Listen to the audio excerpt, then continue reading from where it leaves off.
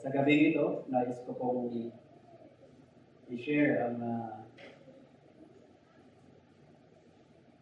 isa sa mga topic ko po sa Bible BIC at nasa Bible correspondence po, no? Sa the major Bible events in the Old Testament. So bago ho tayo tumako sa mensahe, ako po yung nagpapasalamat sa inyong mga panalangin sa mission sa Banawe. And still, humihipot pa rin po ako ng yung panalangin. At yung project po ng mission na booklet ng mga articles of faith ay gawa na po. Kulang na lang may ituro at maibigay sa Abra. Because last na nagturo po ako sa Abra, talagang very far, no? Ang layo na po nila sa biblical principles, no? Sa ating paniniwala. And it is such a blessing na tagaroon po ako, doon po ang birthplace ko. And yung mga tao rin ho doon, ay mga hindi rin ho nalalay mo relatives, mga lolo, uncle. And they are very eager, no? Na dami nilang katanungan. Pero ang blessing naman ho doon is lahat po ng kanilang katanungan ay nasasagot po natin according sa salita ho ng ating Panginoon.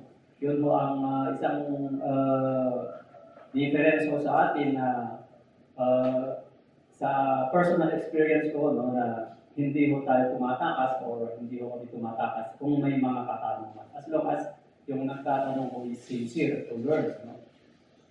So, let's pray for it na maging blessing. Bagaman na mission pa lang sa Banawe, hindi naman siguro masama na mission may outreach. No? Yan. So, yun po ang panalangin po natin sa Banawe and pray for it na sana ho ay maging local church na. And pray for kung sino man o ano man ang pumipigil, let's pray for it na solve, mag-give up o ano man yung mga hindi mag-give up at ang tinutukoy ko po ay si Mrs. Kung ano ho man ang hindi na mag-give up, sana ho ay ilusin po siya ng ating Panginoon. Okay, yun po ang update ko sa Banawe. And let's proceed po sa ating mensahe sa oras na ito. At hingin ko po na buksan po natin sa Book of Genesis. And the title of our my message tonight is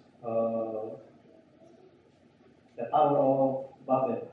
Ang Torre po ng Babylon. Ito ay sakop sa BIC lessons na title po doon is the major Bible events in the Old Testament. Genesis chapter 10 verse 8 and 12.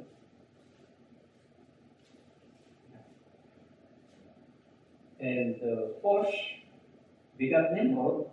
He began to be mighty, one in the earth. He was a mighty hunter before the Lord, where it is said, even as Nimrod, the mighty hunter before the Lord.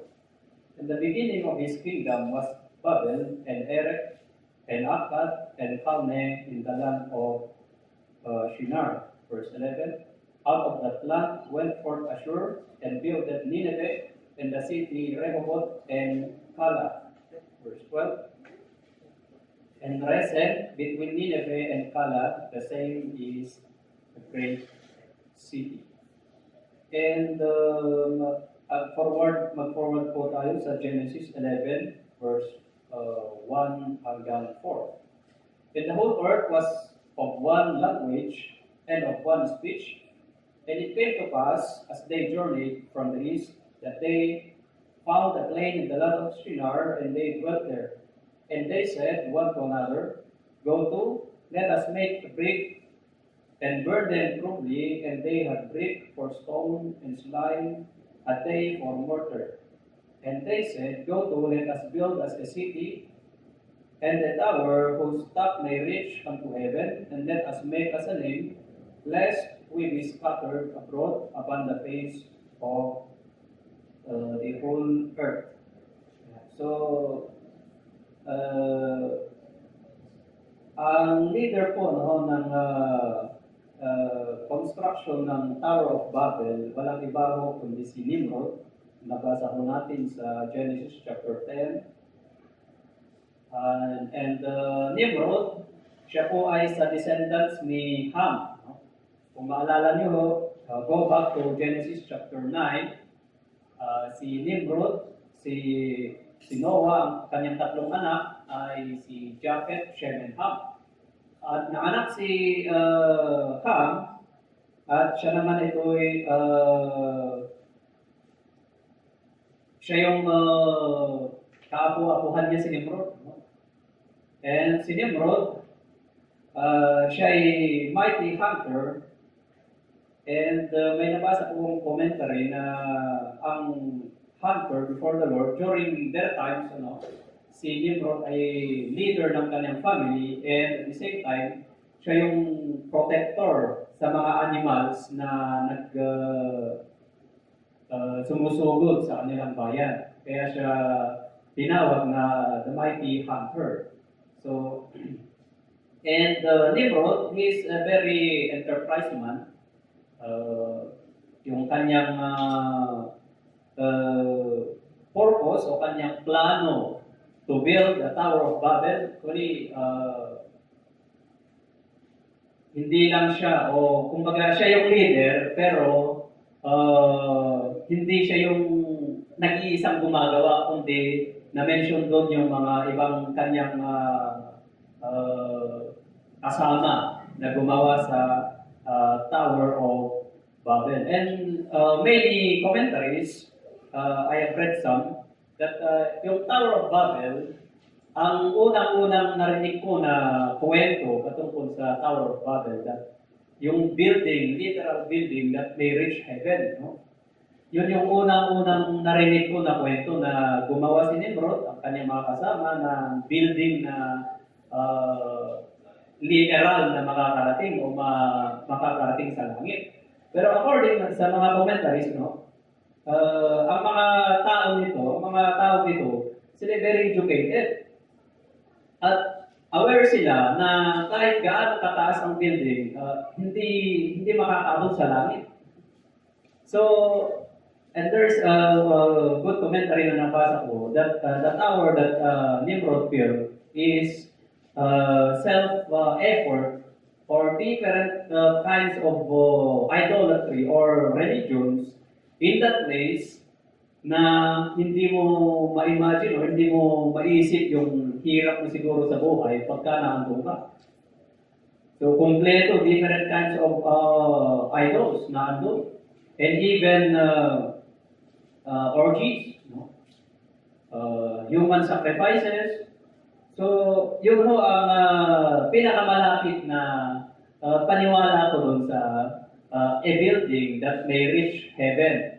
So, they try to establish yung sa kanilang sariling effort na ma-please ang Panginoon. Subalit, yung kanilang ginagawa is very contrary,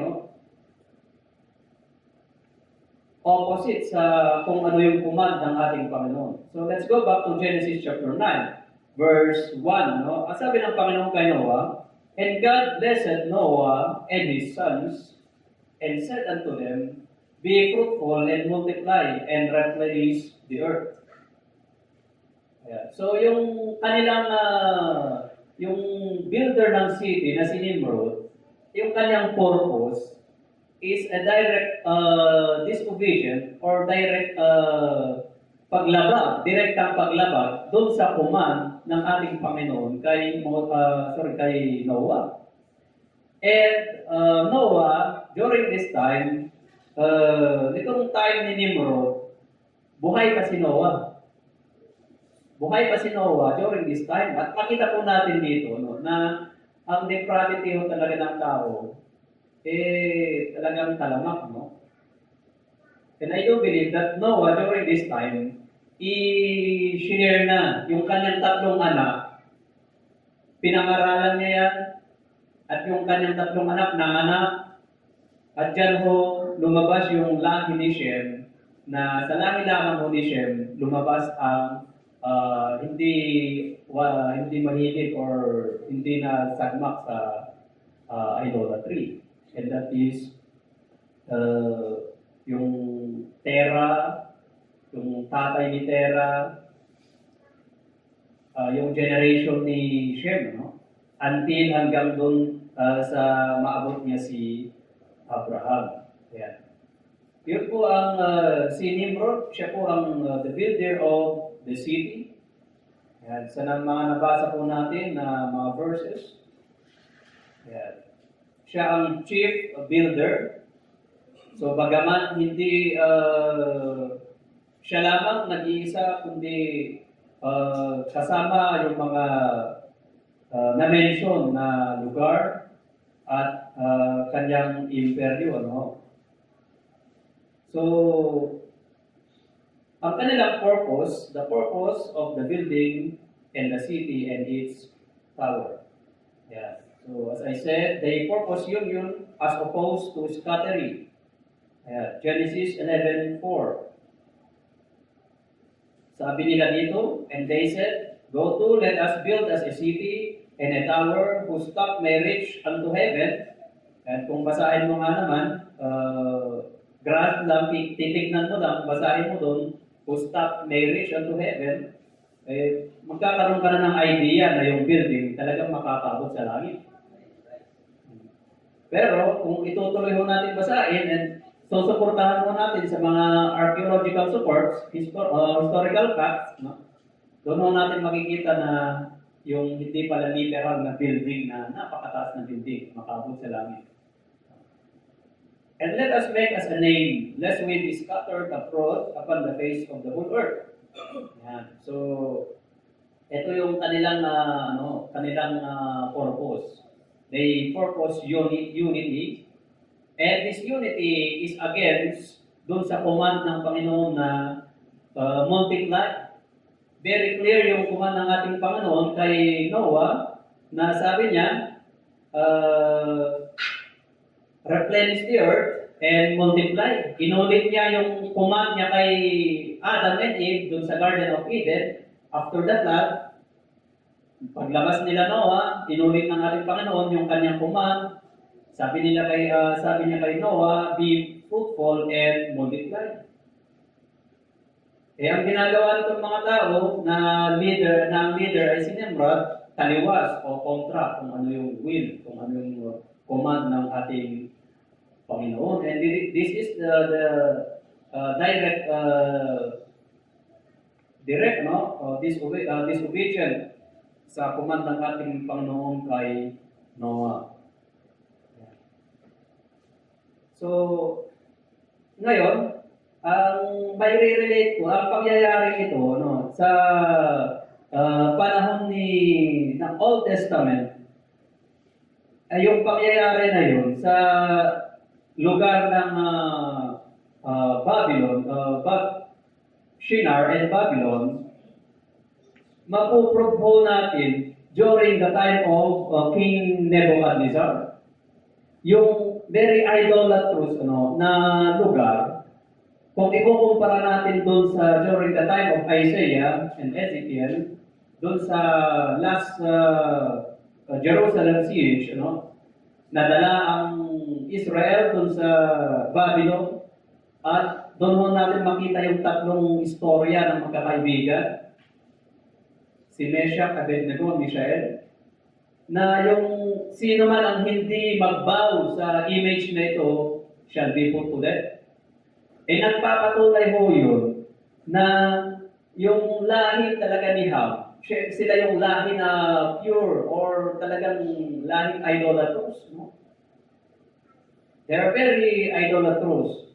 And for today, nakakalungkot this spirit o yung manifestation ng ginawa ni Nimrod, nakikita ho natin ngayon, sa panahon po ngayon. And Di ko alam kung mayroon tayong presidente dito sa Pilipinas na nagpapalakad ng one world government. No? So we can do, the spirit and purpose of Nimrod and his cohorts is manifested today in twofold direction. So the drive of one world government, ang unang-una dyan na nagda-drive ng one world government, if I'm not mistaken, United States. Yan. So mga sikat na president ng United States, sila ho yung nagpapalakad ng one world government. And it is sad, na even the governments, bagaman mahirap patunayan, may sinasabi doon na ang gobyerno, they create, may tatlo silang apat na sinasabing motto, no? Create a problem, andun yung reaction, and andun yung resolution, no? So, doon po na bagat mahirap patunayan, pero doon sa mga bali-balita na lumalabas sa mga balita, doon mismo yun nagpo-prove, ano? Halimbawa, sa Mindanao, nakakalungkot, kwento ng mga sundalo.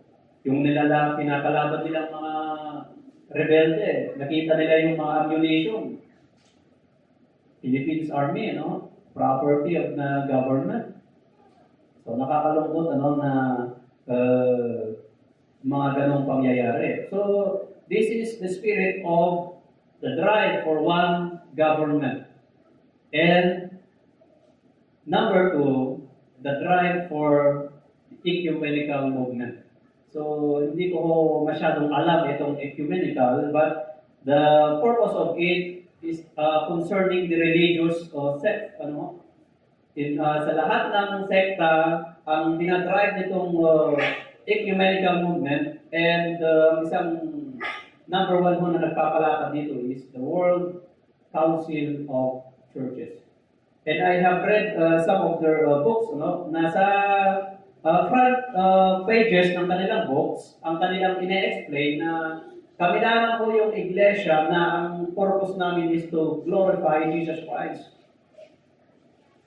Ang aim po namin is to glorify Jesus Christ. Pero kung titignan mo yung kanilang mga miyembro at yung kanilang founder, ang layo naman sa mga ating mga forefathers. Ang kanilang teaching, ang kanilang doktrina, napakalayo sa ating paniniwala o ating mga tinuturo. So halimbawa, World Council of Churches, ang author niyan, ang nagsimulan niyan, number one na Anglican. Anglican ang pasimuno niyan. At nakakalungkot ho, even Baptist na sumasali dyan sa mga organization na mahilig sila sa one world religion. Ang hirap kaya nun, no? At yun ho ang isang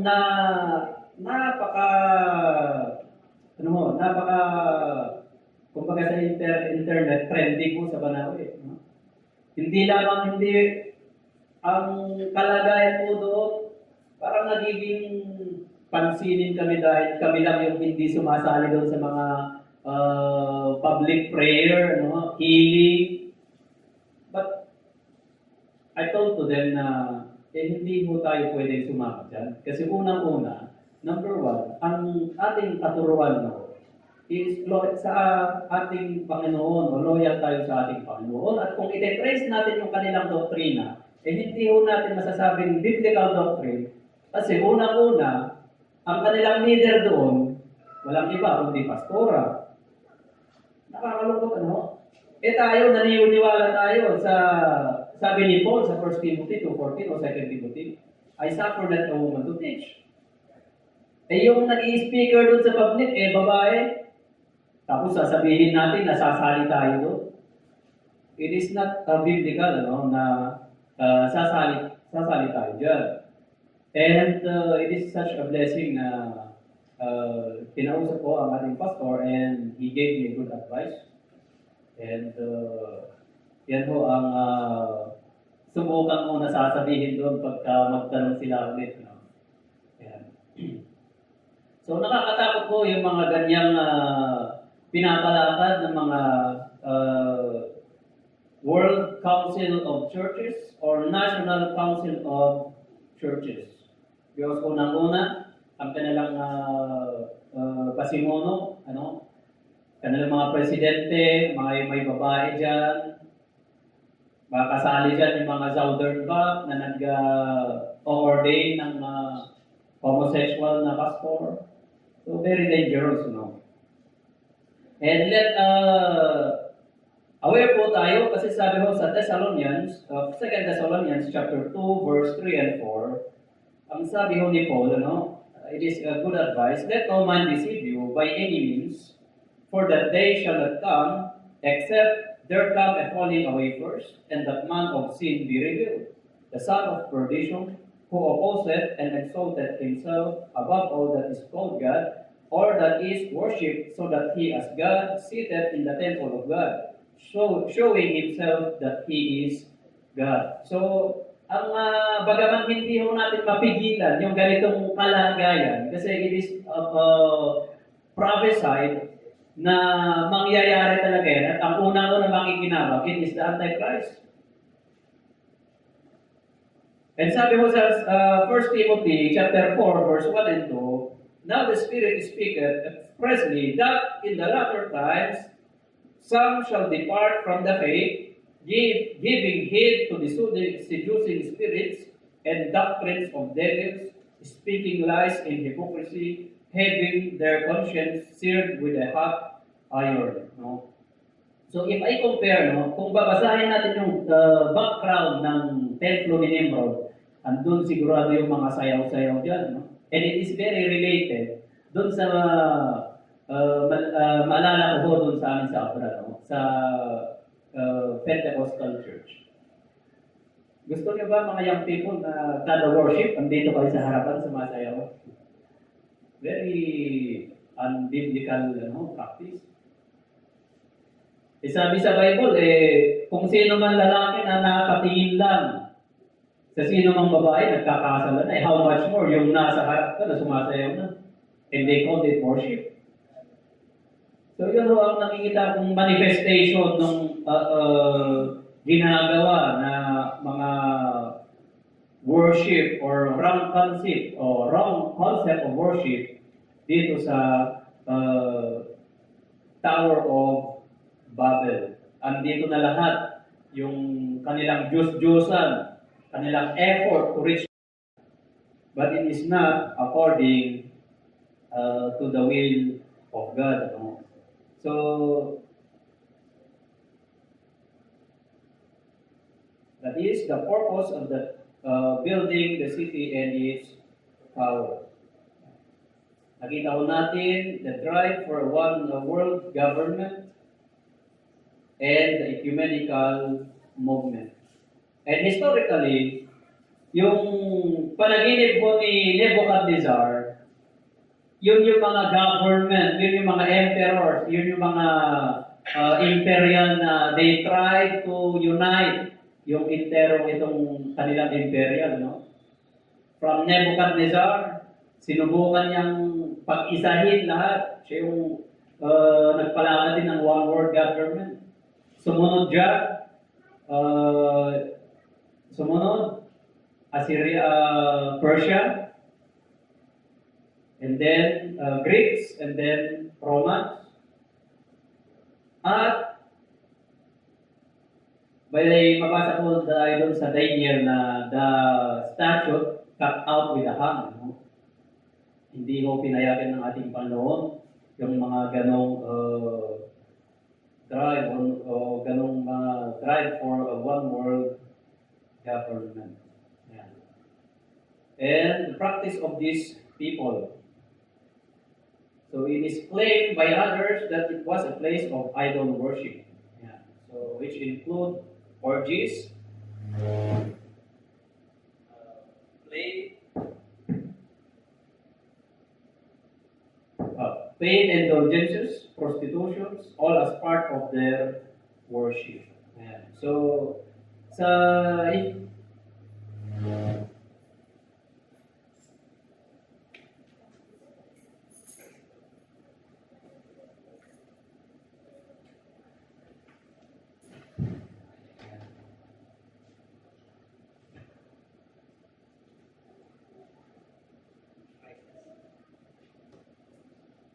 Yes.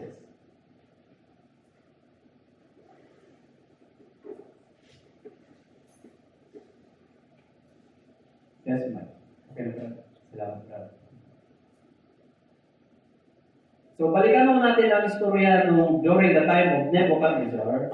So, ikumpara ho natin yung practices ng mga tao during the time of Nimrod. Kompleto, andito ho yung prostitutions, paid indulgences, as part of their worship, ano? At the time of Nebuchadnezzar, during approximately 663 BC or 592 BC, during the capture of Judah, no? And Judah being captured and bring into Babylon by King Nebuchadnezzar, Daniel chapter 3, verse 1 and 2. Then Nebuchadnezzar the king made an image of gold, whose height was 3 cubits, and the breadth thereof 6 cubits. He set it up in the plain of Dura, in the province of Babylon. Then Nebuchadnezzar the king sent to gather together the princes, the governors, and the captains, the judges, the treasurers, the counselors, the sheriffs, and all the rulers of the provinces to come to the dedication of the image which Nebuchadnezzar the king had set up. So dito natin mapapatunayan na itong mga ginagawa ni Nebuchadnezzar, manifestation lamang po nung sinimulan ni Nimrod. And Babylon, na dyan yung imperial, yung lugar ng lahi ni Ham. At mababasa ho natin ang The Mystery Great Babylon sa Revelation. So, di ko pa naaaral kung ano yung mga mystery ng Great Babylon, ano? Ayan. So, finally, it is sa pang-apat na points, that is the God's pleasure. And the Lord came down to see the city and the tower which the children of men builded. And the Lord said, Behold, the people is one, and they have all one language, and this they begin to do, and now nothing will be restrained from them, which they have imagined to do. Go to, let us go down and there confound their language, that they may not understand one another's speech. So the Lord scattered them abroad from thence upon the face of all the earth, and they left off to build the city. Yan. So, nung nakita ho ng ating Panginoon yung kanilang ginagawa, italiwas na ho sa right concept of worship. Yan. Sabi ho ng Panginoon sa Genesis 11:5, kababasa ho natin, and let us go and confound their language. So dito ho nagsimula yung different kind of languages. No? Grabe dito sa Pilipinas, dito yata ang pinakamaraming languages. 100 plus. And even Ilocano, there are different kinds of Ilocanos. Pangasinan Ilocano, Abra Ilocano, and even in Abra, hindi ho kami pare-parehas ng Ilocano. Huwag ng Ilocano, pero talagang mas may malalim na Ilocano, no? So dito nang galing yung mga confounding of languages, no? Different kinds of languages. So makita ho natin ang result ng disobedience nitong mga tao, yung kanilang, yung sinabi ng ating Panginoon kay Noah, sabi niya, scattered, replenish the earth. Taliwas yung ginawa ni Nimrod, yung kanyang cohorts, and ito yung resulta. Dito nang galing yung different languages, iba't ibang klase ng tao, no? Dito sa mundo. Yan. And one thing to remember that we can see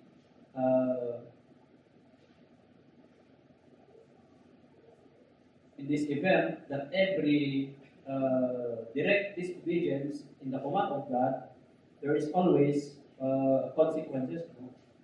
So lahat po tayo, lahat po ng klase ng disobedience, paglabag sa ating Panginoon, directly or indirectly, meron hong consequences. At yan ho ang isang panalangin ko, no, na Lord, kung ako man ho ang pumipigil sa inyong gawain, maigi na lang ho na kunin nyo na lang ho. Yes. Because, ang sabi sa Romans, every Christian should be a vessel of mercy. And we can see in this passage, no, that every disobedience, there is always consequences. So yung disobedience na ginawa ni Nimrod, it is the beginning or yung simula ng different languages. At ang dinadrive po ng mga ecumenicalists, ang final po na destruction yan ay ang pagbabalik ng ating Panginoon. They sought to set up the kingdom of God. Sabi na i-set up natin ang kingdom ng ating Panginoon, pero mismo ang ating Panginoon siya ang magse-set up ng kanyang kingdom during His return. At yan po ang ating tinatawag na millennial kingdom. So ang kingdom ho ng ating Panginoon ngayon is spiritual. Spiritual. Wala pa ho tayo sa kanyang millennial kingdom. At siya ho, ang hindi ho tayo pwedeng sumali sa mga ecumenical movement, sa mga associations, because it is against, or it is very dangerous, no? Very compromising. So, hindi ho tayo pwedeng sumali dyan. So, they have their language confused, causing divisions of nations and peoples. Yeah. So they have their purpose curtailed and restrained by divine intervention. Yeah. So, diyan mo natin makikita na lahat po ng nangyayari dito ay involved ang ating Panginoon. Siya yung nagpo-control, siya ang nagpapalakad sa kanyang creation. Lahat po ng pangyayari, alam po ng ating Panginoon. So, yan ho ang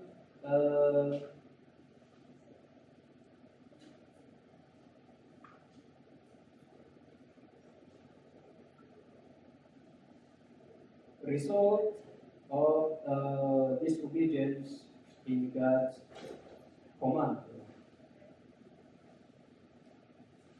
So, and the effect on this, on the world. As I said earlier, the world has never had a successful worldwide leader. They have dreamed of it as did Nebuchadnezzar in Daniel chapter 2. Inattempt din ng Persian and Greek, and also the Roman emperors, they attempted it. And even the Universalists, at yan po ang pinapalakad ng Catholicism, the Universalist, Universal Church. At ang final fulfillment po niyan ay sa pagbabalik po ng ating Panginoon. Ang unang-unang makikinabang sa Universalist Church, the Antichrist. That's why we cannot abide or hindi ho tayo pwedeng makimingle, sama sa kanila. At yan ho ang pinag-pray ko na stand ng mission ho sa Banawin. So, ang daming invitation na natatanggap po namin to unite with these churches, to unite with these groups. But it is not according to God's will.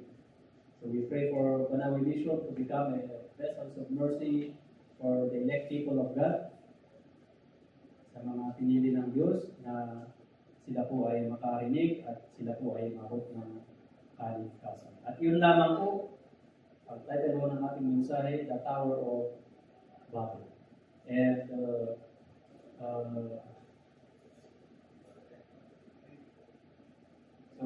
since wala pong ating pastor, hinto po na tayo po ay tumayo at tayo po ay mag-close ng hanggan. Manaming mapagpala, hindi kayo po ang may taas sa kami po ay humihingi ng kapatawaran sa lahat ng aming kakulangan at kamalian. Kami po ay humihingi ng habag at awa sa aming mga buhay araw-araw. Bigyan nyo kami, Ama, ng kami Ama ng katalinuhan, spiritual wisdom concerning sa mga bagay-bagay na aming experience sa araw-araw. Upang sa ganun aming malabanan, aming foresee ang kanyang trabaho ng aming kaaway na lamang sa paligid na naghihintay ng opportunity na makaagaw ng oras na dapat maibigay para sa inyo. Panalangan po namin ang aming pastor na sa kanyang biyahe, gawin po siya, safety. Sa bawat isa po sa amin, Ama ay kami po yung uwi sa ito na ay lesson po napulot at be blessed Ama to give us spiritual food sa aming mga buhay and may we apply it sa aming mga personal na buhay, sa aming pakikisalamuha sa araw-araw. At sana po Ama ay kami po yung ilaw asin sa mga tao hindi pa po nakakakilala sa ito. Hindi po kami Ama ng proteksyon sa gabing ito sa aming Panginoon. Ama, kayo po ang may taas at sa tulang ito, yan, salamat at nalamin sa kalan po ng aming Panginoong Jesus. Amen. Magandang gabi po sa ating lahat.